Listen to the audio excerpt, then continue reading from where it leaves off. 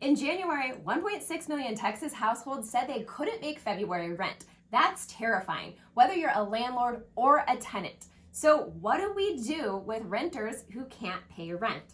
I'm lawyer Alexandria Sarah, and this is Lawyer Talk Thursday, and you're about to find out.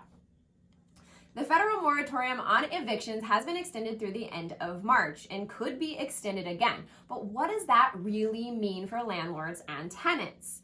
Well, landlords can't get an order from a court evicting a tenant for failure to pay, but they can get an order evicting them for something else, and we'll talk about that.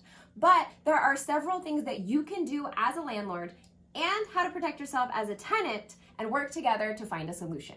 So on the landlord side, what can you do if a tenant doesn't pay rent? The first is renegotiate. You can do this in a couple of ways. You can have them give you a promissory note or a promise to pay their back rent as like a separate loan and agree to those terms and then renegotiate your lease going forward.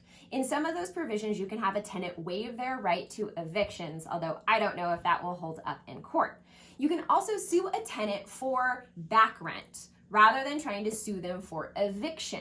The federal moratorium doesn't say you can't sue a tenant for rent owed, and you absolutely are entitled to that money. So whether the ban on evictions ends now, end of March, end of December, what have you, you're still gonna be owed by that tenant back rent. Now, it's remained to be seen whether or not you're gonna get those fees, attorney's fees, late fees, things like that. That's up to the discretion of the court, okay? And the moratorium doesn't say you're not gonna get your rent eventually, you just can't kick your tenant out.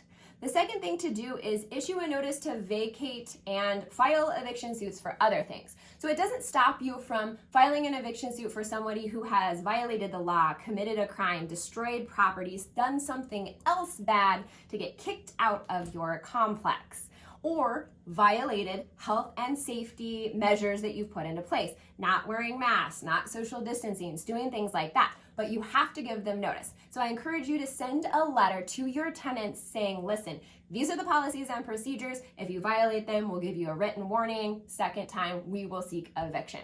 On the tenant side, however, if you've gotten one of those letters, you need to abide by the rules. Again, private property, they can make their rules, and most definitely they have to abide by the CDC rules. So follow the rules. If you get a written warning or a violation, then be mindful that they may seek eviction if you do it again.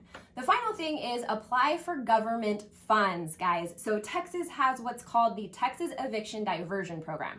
They launched a pilot with about $3 million a few months ago, which was a failure, like most Texas pilot programs when they're not properly funded.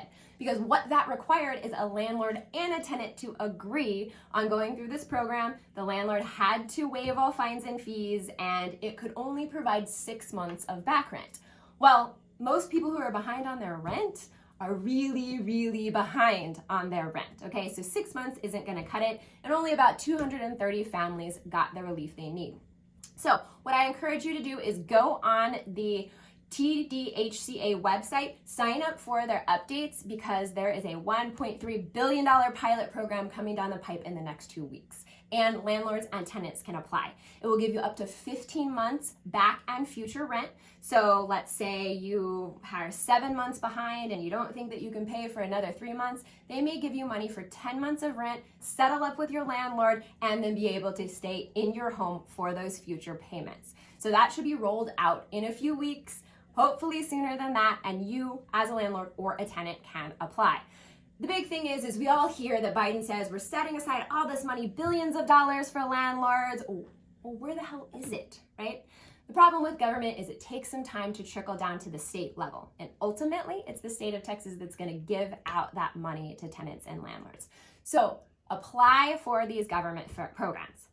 Final thought, if you receive a notice to vacate from your landlord, you need to provide a declaration to him or her stating that you've been affected by COVID-19, you've made an attempt to pay your rent, even a little bit, and if you are evicted, then you may risk being homeless. That is the requirement to qualify under the federal moratorium. So you can't be blowing your stimulus checks on new TVs and stuff like that. You have to make an attempt to pay and sign that declaration and give it to your landlord.